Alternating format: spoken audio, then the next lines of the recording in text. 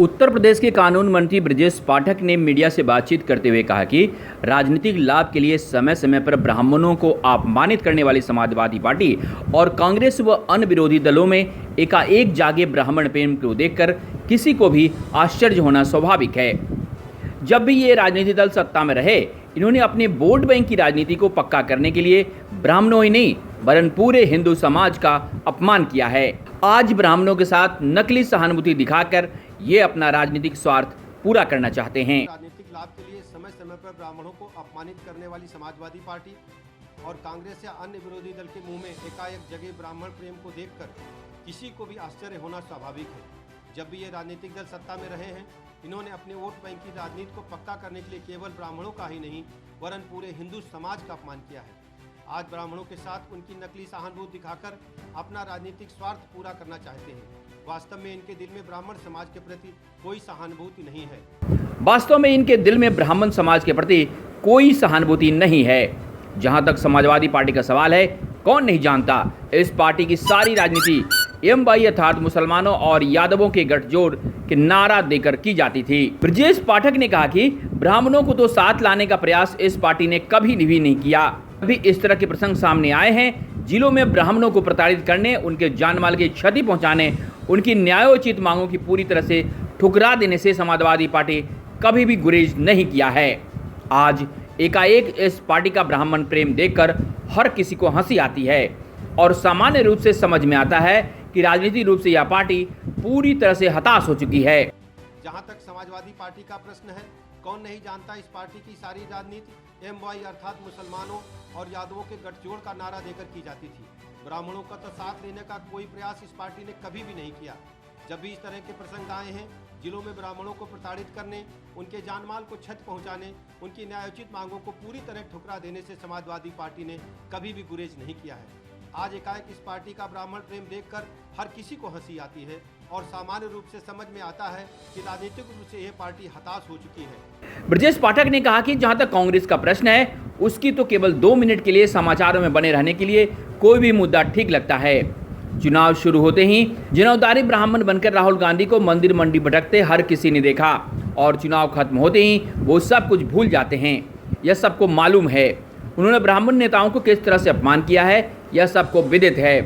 ब्रजेश पाठक ने कहा कि हमारे अग्रज आदरणीय सत्यदेव त्रिपाठी जी, स्वर्गीय रामकृष्ण द्विवेदी जी कांग्रेस के वरिष्ठ नेता हुआ करते थे और सभी ब्राह्मण समाज से आते थे, जिन्होंने अपना पूरा जीवन कांग्रेस पार्टी को देने का काम किया, पर बदले में इनको अपमान के सिवाय कुछ नहीं मिला। आज हो कि समाजवादी पार्टी और कांग्रेस पार्टी जैसे राजनीतिक दल सरकार पर ब्राह्मण विरोधी होने का आरोप लगाने के बजाय अपने गिरबान में झांक कर देखें। भारतीय जनता पार्टी को ब्राह्मणों को समर्थन पार्टी के पहले ही दिन से ही रहा है। आज भी ब्राह्मणों का समर्थन भाजपा को ही है।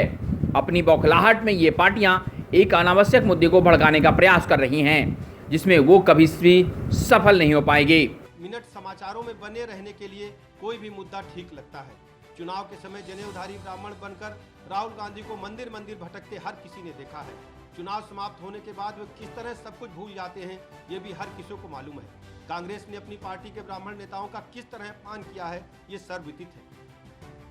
हमारे अग्रज आदरणीय सत्यदेव त्रिपाठी जी, स्वर्गीय रामकृष्ण द्विवेदी जी, ये सब कांग्रेस पार्टी के बहुत ही वरिष्ठ नेता हुआ करते थे। सभी ब्राह्मण समाज से आते थे, जिन्होंने अपना पूरा जीवन कांग्रेस पार्टी को देने का काम किया, परंतु बदले में इन लोगों को अपमान के सिवाय कुछ नहीं मिला।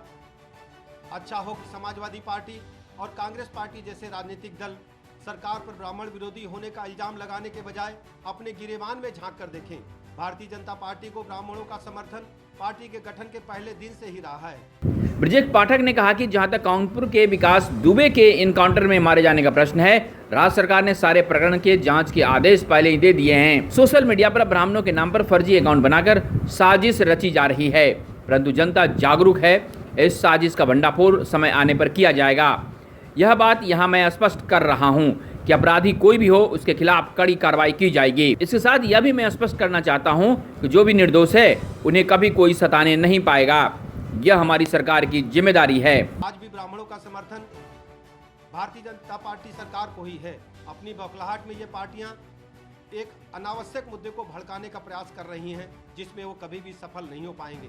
जहां तक कानपुर के विकास दुबे के एनकाउंटर में मारे जाने का प्रश्न है।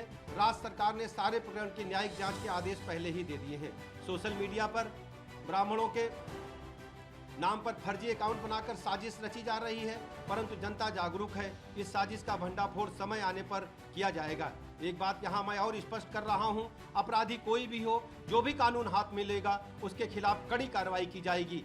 लेकिन ये भी मैं स्पष्ट करना ठीक समझता हूँ कि जो भी निर्दोष हैं उन्हें कभी भी कोई नाजायज सताने नहीं पाएगा। ये हमारी सरकार की जिम्मेदारी है। Bureau report, Lucknow.